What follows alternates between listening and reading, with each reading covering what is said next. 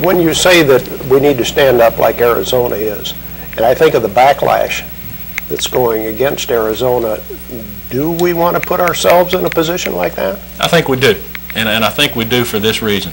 At some point, you've got to stand up and do what's right. And Arizona is not doing anything in Arizona. The immigration law they passed only says we're going to enforce the federal immigration law. That's it. It's nothing more than that. And the federal government now is coming in and suing them over their own law. And now we've got Mexico coming in the federal court system and trying to sue Arizona because we're discriminating Mexican citizens. I mean, we have got to get our priorities back to where they're supposed to be.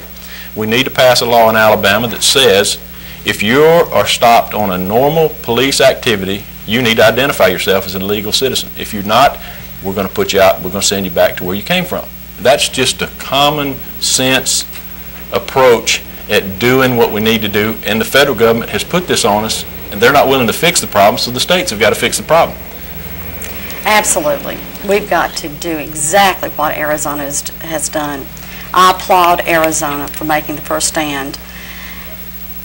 And it's a shame that they're also boycotting Arizona. 2 federal government agencies reported yesterday that they were planning on going to Arizona, and they're boycotting Arizona. That is a shame.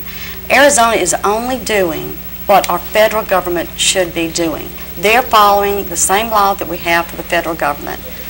Every year, Alabama has a bill go up about the illegal immigration issue, and most of the time it does not even come out of committee to be voted on. Yes, this is a threat to our economy, our state's economy. It is putting our hospitals in jeopardy. It's causing a strain on our education system, not to mention the terrorist threat that we have. Just a few years ago, most people know that my first husband was killed by 2 drunk illegal immigrants, and the only thing that was done to them was they caught one and gave him a ticket back to his home. But just recently, a woman out of Florence here in Alabama was raped and killed in Tennessee by an illegal immigrant. So, and they're coming into our country, and they're taking our young people and taking them back to Mexico for slave trades. It goes on and on and on. There's a high percentage of these people that are coming in are serial killers. We have got to do something about it. And like I said, I applaud Arizona. And the other thing that is just really strange to me is here in Arizona now they've given up how many acres that they said that they're just not going to enforce, and they're going to allow the Mexican cartels to set up shop in our country. I mean, if they would do that in South Alabama, or if they would do that in North Alabama, the people of Alabama should come unglued and say we are not going to have that. And so the first thing that we'll do is we'll push into effect a law similar to Arizona's, and we've got to do that. And as long as Alabama is a safe haven for illegal immigrants, the people from Arizona that are getting run out are going to come to Alabama. So if we don't protect our borders, then we're going to end up with a bigger problem here in Alabama than we have right now. I've been asked to ask you this question, your comment.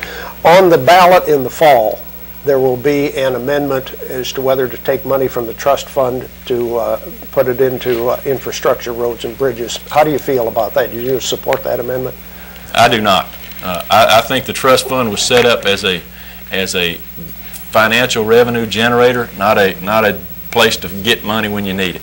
I think if we fund and we budget like we're supposed to budget, we won't need to get into that money. But unfortunately, we're funding stuff that has nothing to do with anything important in the state of Alabama.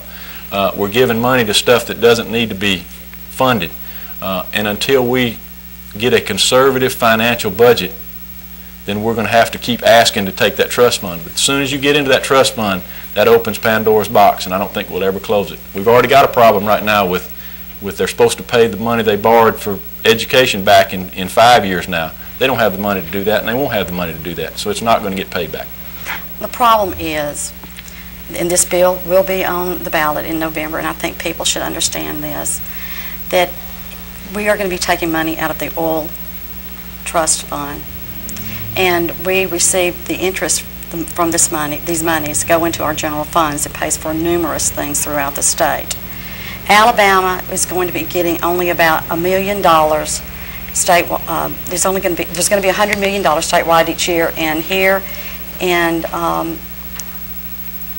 Cullman County, we're only going to be giving $100,000 each year. It costs, this will only be able to, with this money, we'll only be able to pay 10 to 11 paved roads. And this is a small amount, considering we have 67 counties, and Cullman County is the second highest amount of paved roads. And we're not getting our fair share in this monies. But again, I think people should find out more about this, and I'm not so sure that I'm for this bill either. And I think also, Dennis, is the fact that we've got infrastructure in public utilities. We've got Garden City that has issues with sewer and water. We've got all these communities that need money to develop their systems. And you're earmarking this for roads. And you have to go back and look at who the big road builders are in the state of Alabama. And the big road builder, one of the biggest road builders in the state of Alabama, is Zeb Little's brother-in-law. I mean, let's get the politics out of this and let's do what's right for the people as opposed to funding our own family's income. We need to take one more commercial break and then we'll be back.